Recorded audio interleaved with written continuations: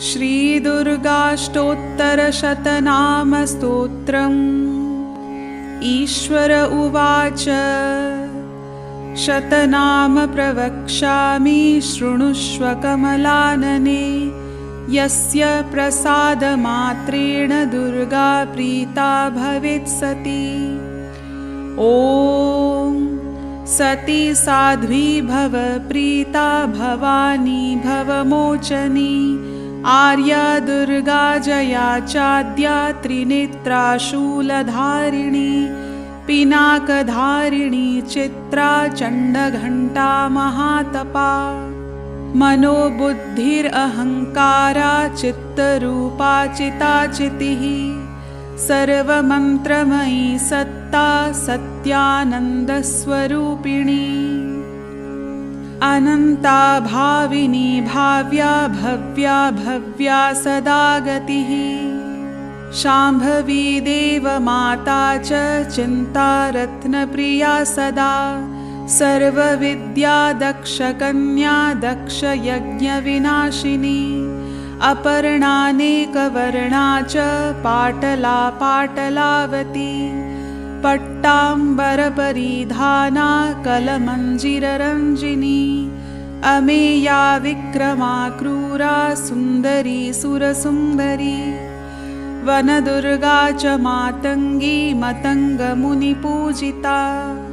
ब्राह्मी माहेश्वरी चैन्द्री कौमारी वैष्णवी तथा।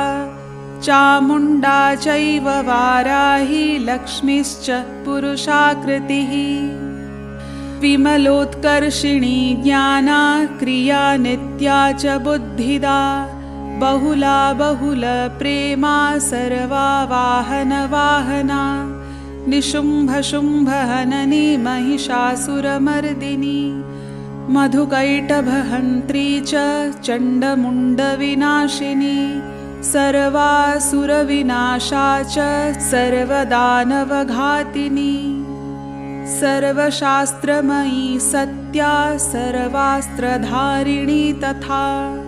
अनेकशस्त्रहस्ता च अनेकास्त्रस्य धारिणी। कुमारी चैककन्या च कैशोरी युवती यति। अप्रौढा चैव प्रौढा च वृद्धमाता बलप्रदा। महोदरी मुक्तकेशी घोररूपा महाबला। अग्निज्वाला रौद्रमुखी कालरात्रिस्तपस्विनी। नारायणी भद्रकाली विष्णुमाया जलोदरी। शिवदूती कराली च अनन्ता परमेश्वरी। कात्यायनी च सावित्री प्रत्यक्षा ब्रह्मवादिनी। यैदं प्रपठेन् नित्यं दुर्गानाम शताष्टकम्। नासान्ध्यं विद्यते देवी त्रिषु लोकेषु पार्वती।